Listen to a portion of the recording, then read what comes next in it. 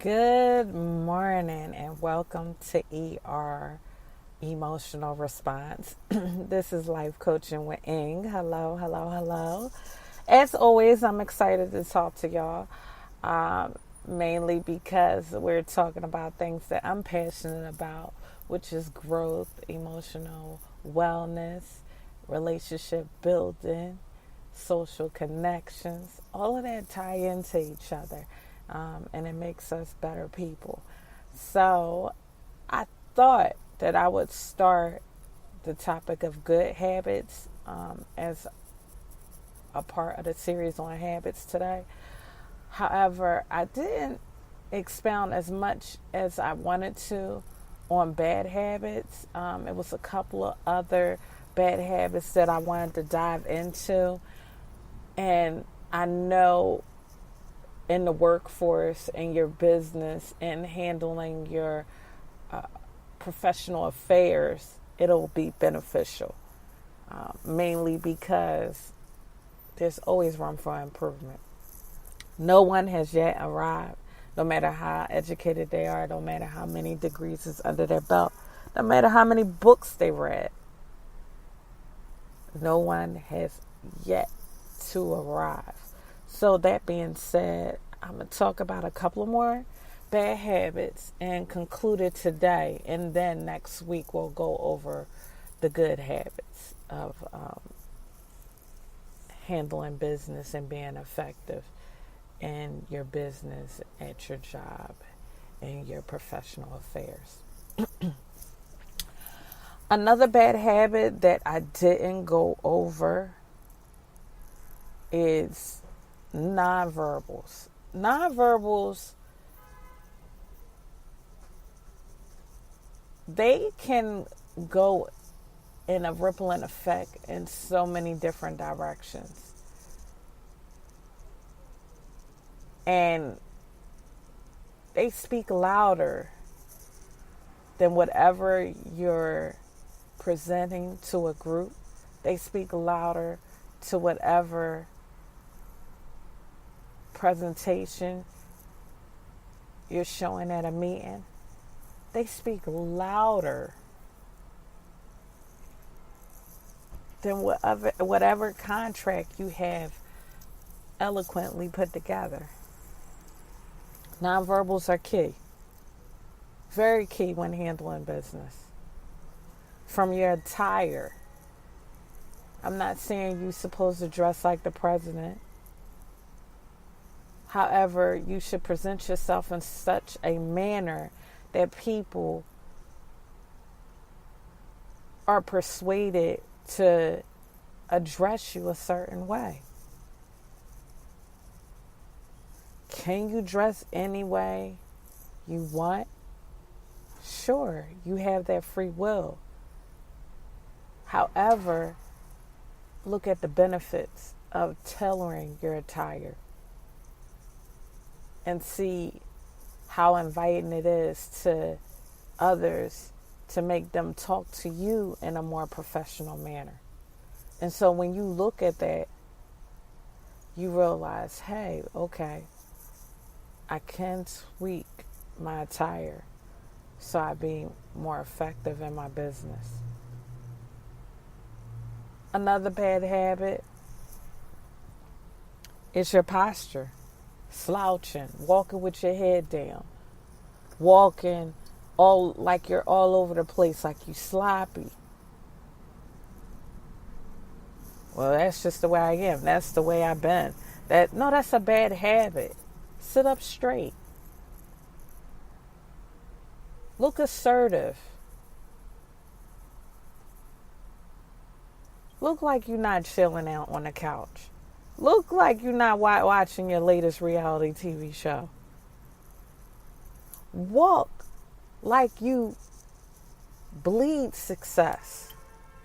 When they see you walking in a room, they will even straighten up their posture or cut off their phones just because of your presence, the way you present yourself when you come into a room.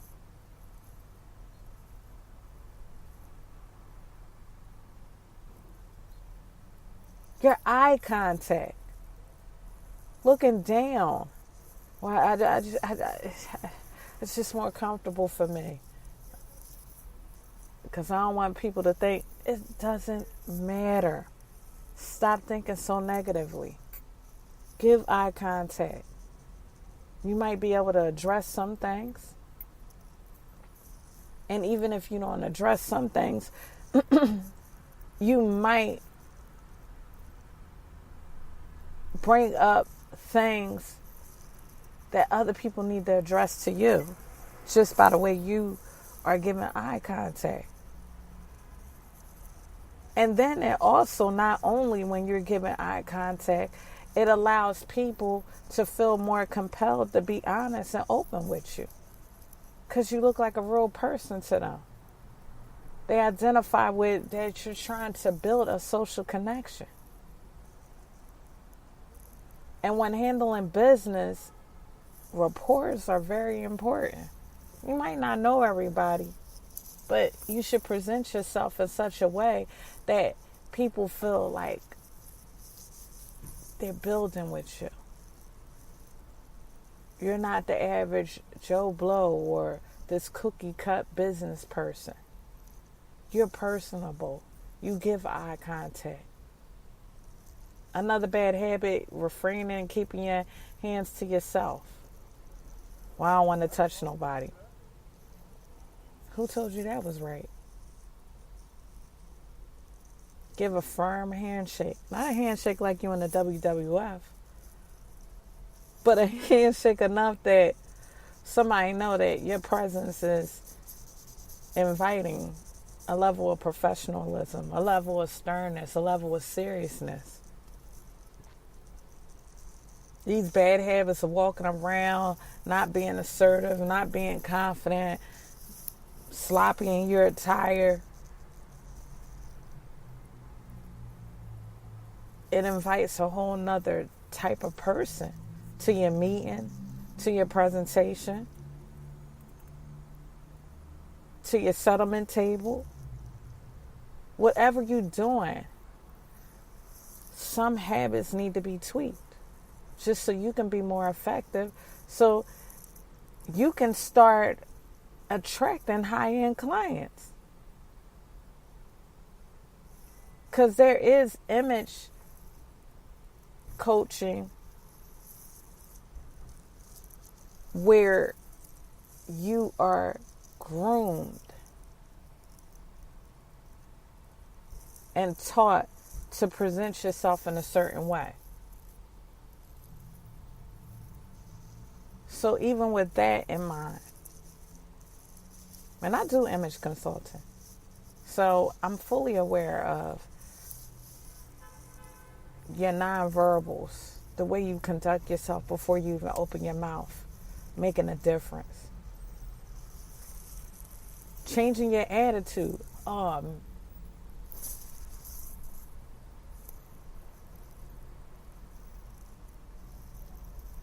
Changing your attitude. Well, that's the way I'm used to thinking. I roll my eyes at everyone. How do you sound? You're an adult. Conduct yourself as adults conduct themselves.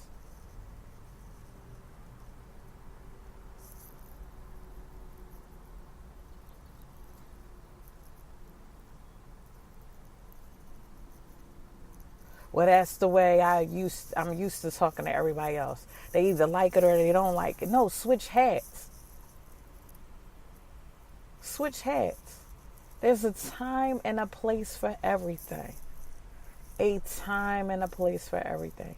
There's a time for you to be professional. There's a time for you to be lax. There's a time for you to have fun. There's a time and place for everything. Can fun bleed into your professional life? Sure. After you finish a meeting, they might want to go out and have drinks, or they might want to get something to eat. You loosen up. But you have to build that rapport. And they have to see you switch hats. So they know you know how to compartmentalize. And that in itself is even more appealing. Because if they know that you know how to switch hats and compartmentalize, then they know that they can count on you to handle business when it needs to be handled. And to also turn it off when it needs to be turned off. So those things is key. So if you don't walk away from anything when it comes to bad habits, realize there's a time for everything. And if you can't fully manage your bad habits all the way, manage them enough that they don't bleed into your professional life. They don't affect the success that you're trying to achieve.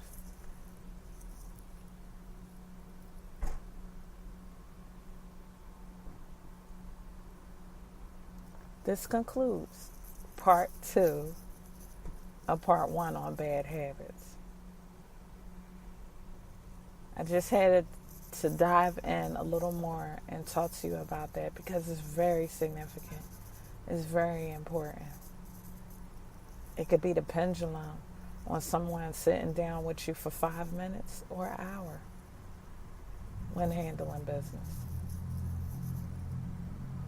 So I wish you the best. I do image consulting, so you can inbox me, email me, call me, inquire. Any more tips and pointers, any one-on-one sessions, I'm here. Enjoy the rest of your work week, and tune in next week as we dive in on good habits.